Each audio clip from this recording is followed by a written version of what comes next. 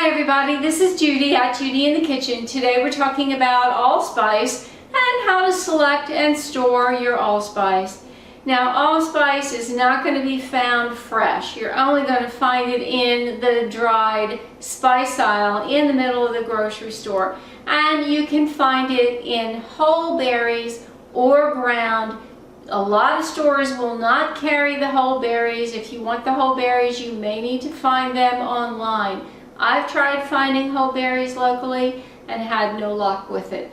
But I have some ground allspice here, and you see it looks kind of brownish there, almost like a cinnamon powder. Now the whole berries will last a lot longer in their flavor than the ground will. According to the powers that be, the flavor of ground allspice tends to dwindle rather quickly when compared to that of the whole berries.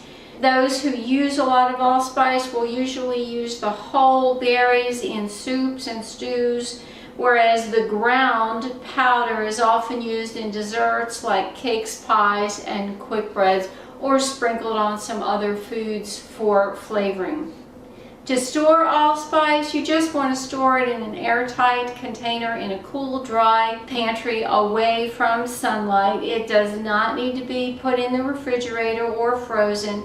It should last you literally for years in the whole berry form, but the ground allspice, you can keep it for years, but the flavor will dwindle over time relatively quickly. The standard rule of thumb is to use herbs and spices within 6 months from when you buy it.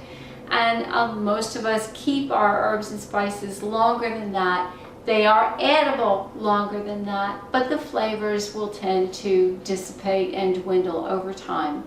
I do hope this helps. This is Judy at Judy in the Kitchen. Bye for now.